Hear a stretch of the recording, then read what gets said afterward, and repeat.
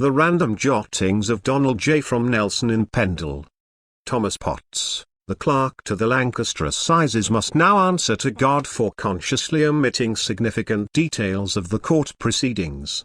Thomas Potts, the diligent clerk to the Lancaster Assizes, sat at his desk, quill in hand, ready to document the proceedings of the infamous witch trials.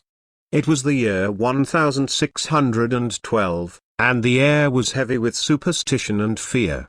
Potts knew that his task was not only to record the events but also to shape the narrative, presenting a version of the truth that would satisfy the judges and the public.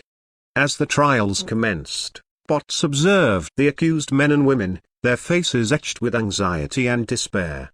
Among them were the Pendle witches and the Samlesbury witches, individuals believed to have made pacts with the devil and engaged in malevolent sorcery. The fate of these accused souls hung in the balance, and Potts was determined to capture every detail.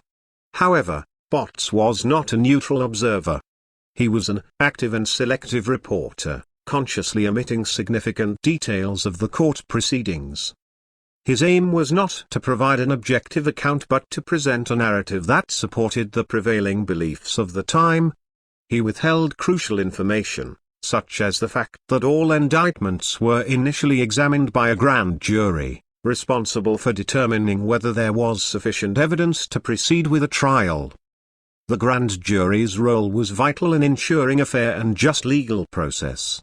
Yet, Potts omitted this step, choosing to focus solely on the trial itself, where the accused faced a petty jury.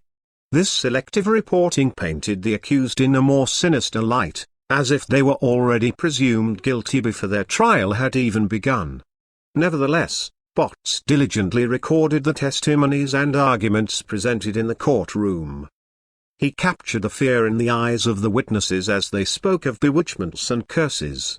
He detailed the words of the accused, desperately denying their involvement in dark magic. Potts was aware of the weight his words would carry, and he carefully crafted each sentence to evoke fear and validate the public's beliefs in witchcraft. Weeks passed, and the trials concluded. 11 individuals were found guilty and condemned to death, their lives to be taken by the hangman's noose. One person faced the humiliation of standing in the pillory, enduring the scorn of the crowd. The remaining accused, fortunate enough to escape conviction, were acquitted, though their lives would never be the same. Potts completed his account, The Wonderful Discovery of Witches in the County of Lancaster, on that chilly November day in 1612. He submitted his manuscript to the judges, Sir James Altham and Sir Edward Bromley, who reviewed and revised it before its publication the following year. Bromley declared it to be truly reported, and fit and worthy to be published. And so, Potts' narrative became one of the most famous and widely circulated records of witch trials in the 17th century. It perpetuated the beliefs and fears surrounding witchcraft, contributing to the continued persecution of those accused of sorcery. Years later, as society progressed and attitudes shifted, the inaccuracies and biases in Potts' account would be scrutinized. Historians would challenge the validity of his omissions and question the true extent of the accused's guilt.